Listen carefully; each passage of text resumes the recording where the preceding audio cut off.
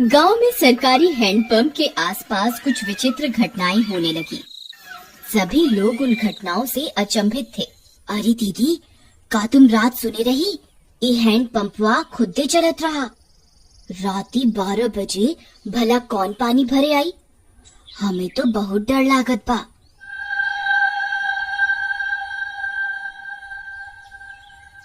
हाँ रानी, हम सुने रही। हमार रिंकिया के पापा तक कहत रही कि हम जाके देखा। हम उनके रोक लिहिस। कौन जाने का बला हुई। फिर उसी रात फिर से 12 बजते ही वह हैंडपंप खुद से चलने लगा।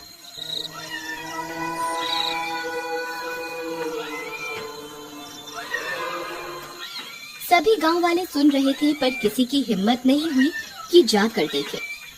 फिर सुबह होने पर, अरे मीना दीदी, चला हो हैंडपंपवा पर पानी भरे के, हमें अकेले जाते डर लागत बा। फिर वे दोनों हैंडपंप पर जाती हैं। वहां पहुंचकर उनकी आंख फटी की फटी रह जाती है। वहां किसी के पैर का निशान होता है जो इंसानी पैर से दुगने साइज का होता है। ई देखा हो रानी, हम कहत रहे ना कुछ गड़बड़ जरूर बा। ई देखा, भला किस इंसान के इतना बड़ पैर हुई। तभी वहां पिंकी आ जाती है। अरे दीदी, क्या हुआ?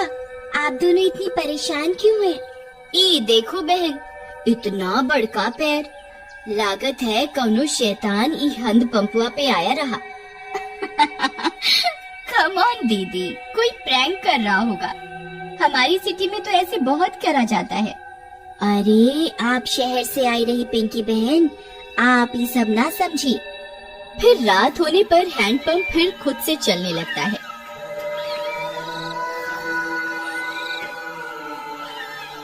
मम्मी, मैं जा रही हूँ हैंडपंप के पास। मैं अभी सबक सिखाती हूँ इस नमूने को। फिर जैसे ही पिंकी वहाँ पहुँचती है, वह दंग रह जाती है।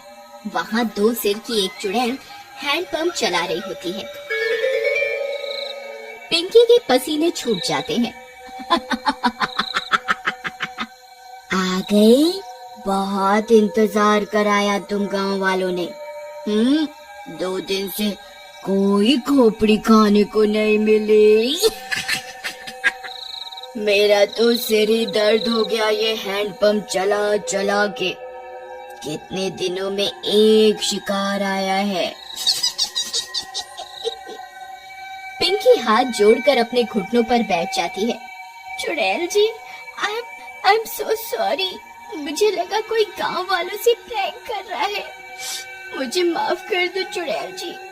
मैं तो पास के शहर में पढ़ती हूँ, इस गांव में घूमने आई हूँ।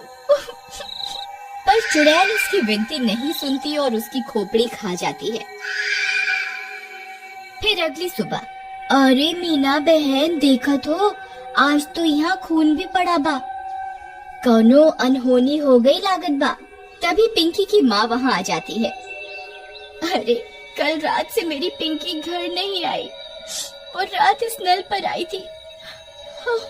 ये खून कैसा पड़ा है? कहीं ये मेरी पिंकी का तो नहीं?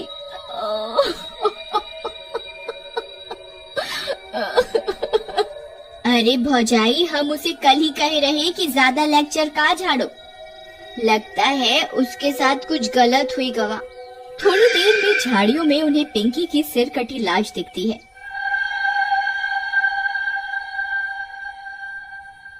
यह बात पूरे गांव में फैल जाती है। सब फैसला करते हैं कि अब से इस हैंडपंप पर कोई नहीं आएगा। फिर रात होने पर वह चुड़ैल फिर से हैंडपंप पर आकर उसे चलाने लगती है, पर कोई नहीं आता। लगता है गांव वाले चालाक बन रहे हैं। इनको किसी और तरकीब से बुलाना होगा, नहीं तो हम भूखी मर जाएंगी। हाँ, पर करें क्या? रुक जा मेरे जुड़वा सिर, अभी तुझे किसी खोपड़ी का स्वाद चखवाती हूँ। फिर वह चुड़ैल पिंकी के घर के पास पहुंच जाती है। वहां जाकर चुड़ैल पिंकी की आवाज में उसकी माँ को आवाज देती है। मम्मी, मम्मी, दरवाजा खोलो मम्मी। मम्मी। पिंकी की आवाज सुन उसकी माँ झट से दरवाजा खोलती है। वह बाहर चुड़ैल को देख पिंकी की माँ कांपने लगती है। पिंकी, ये तुझे क्या हुआ? चुड़ैल की एक खोपड़ी अपनी लंबी जीभ से पिंकी की माँ को जकड़ लेती है। मैं कोई पिंकी विंकी नहीं। तेरी पिंकी तो कब की हजम भी हो गई होगी। अब तो मेरा खाना बनेगी मूर्ख औरत। फिर चुड़ैल उसकी खोपड़ी काट कर निकाल लेती है और उसे खा जाती है।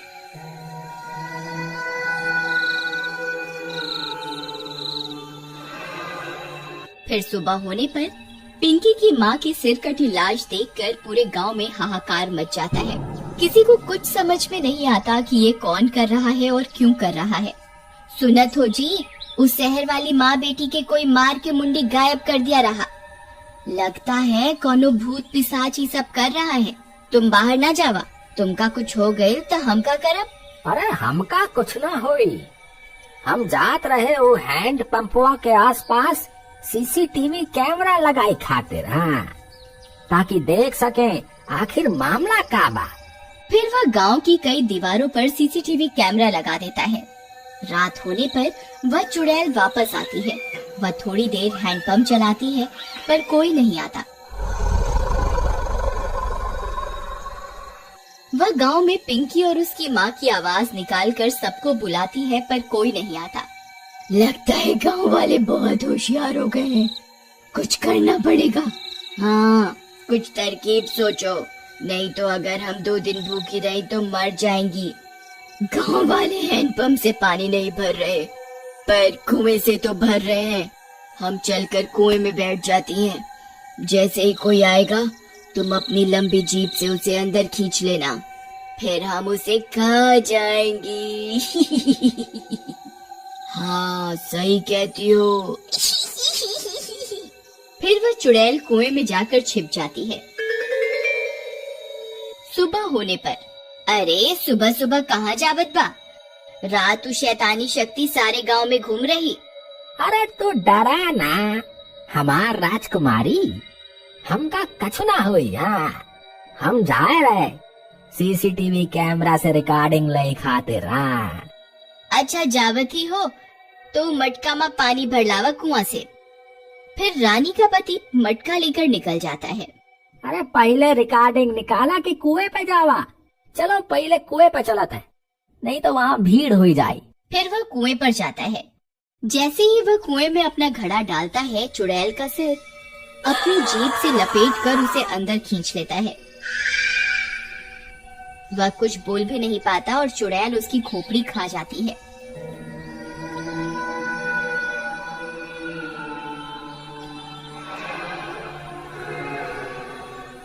कुछ देर में गांव वालों को उसकी सिर कटी लाश कुएं में दिखती है।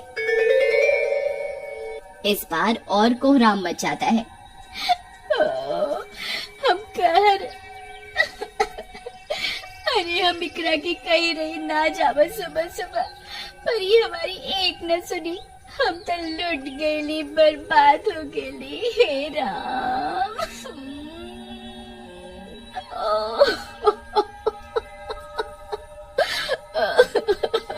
पर तुहार पति सुबह सुबह आया क्या करने रहा?